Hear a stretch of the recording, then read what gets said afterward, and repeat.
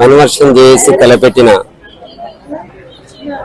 26 ఈ రోజు 26వ తారీఖు నాడు, 2వ తారీఖు నాడు, 30వ తారీఖు నాడు, 7వ తారీఖు నాడు మహాధర్నా కార్యక్రమము ఎంపీడీసీఎల్ ముందు ఉంటుంది.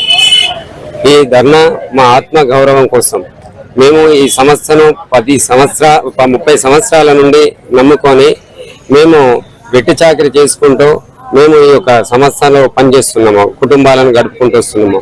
కాబట్టి ఈ గత ప్రభుత్వం ఏదైతే మమ్మలను ఆర్టిజన్లుగా చేసి అటుగా ఇటు కాకుండా చేసిందో, ఈ ప్రభుత్వము అప్పుడు ప్రతిపక్షంలో ఉన్నటువంటి ఉప ముఖ్యమంత్రి గారు కానీ ముఖ్యమంత్రి గారు కానీ ఏమన్నారంటే విద్యుత్ కార్మికులకు పూర్తి స్థాయిలో నష్టం జరిగింది, మా ప్రభుత్వం వచ్చిన వెంటనే మీకు పూర్తి స్థాయిలో పర్మనెంట్ చేసి మీ కుటుంబాలలో వెలుగురేకులు నింపుతామని ఆ రోజు మాటిచ్చారు.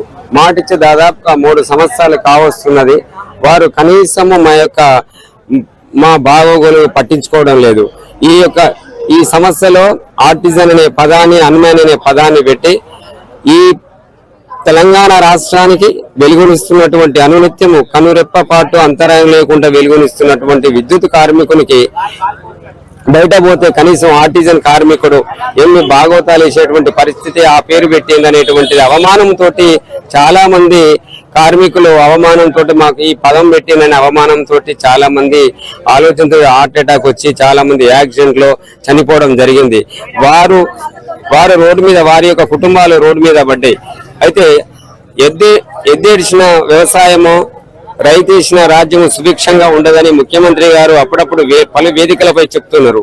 మరి ఆ రైతన్న కంట నుండి నీరు రాకుండా, ఆ రైతన్నను ఇబ్బంది పెట్టకుండా అనునిత్యము విద్యుత్ ఆర్టిజన్ కార్మికుడు రైతన్న కంట నుండి నీరు రాకుండా కాపాడుతున్నటువంటి విద్యుత్ ఆర్టిజన్ కార్మికుని యొక్క కుటుంబం అంధకారములో ఉంటే ఈ రాష్ట్రానికి, యజమాన్యానికి, ఈ ప్రభుత్వానికి మంచిదా అని 23,000 మంది విద్యుత్ ఆర్టిజన్ కార్మికులు ముక్త కంఠంతో ఏకమై అడుగుతున్నారు. దయచేసి మీ మీద మాకేం కోపం లేదండి. ముఖ్యమంత్రి గారు, ఉప ముఖ్యమంత్రి గారు, మా ఆత్మ గౌరవం మాకు సరిపోతలేదు. మేము కష్టపడి పని చేస్తున్నాము, అవమానంగా ఉన్నది. కాబట్టి మీరు మమ్మలను ఈ సమ్మె 27వ తారీఖు నాడు మహాధర్నకు పోకముందే మీరు మా యొక్క రాష్ట్ర జేసీ నాయకత్వాన్ని చర్చలకు పిలిచి చర్చల ద్వారా మా యొక్క ఏదైతే కన్వర్షన్ ఉందో ఆ కన్వర్షన్ విద్యార్హతను బట్టి కన్వర్షన్ చేయాలని 23,000 మంది విద్యుత్ ఆర్టిజన్ కార్మికులు, అన్మన్ కార్మికులు, పీసరేటు కార్మికులు సవినయంగా మీకు విజ్ఞప్తి చేస్తున్నారు. సార్, దయచేసి మమ్మలను సమ్మె కనుక పోయినట్లయితే ఈ రాష్ట్రమే అంధకారం అవుతుంది. అంధకారం కాకుండా ఈ రాష్ట్రము బాగుండాలని మనము పోరాడి తెచ్చుకున్న తెలంగాణ ఇబ్బందుల పాలు కావద్దు.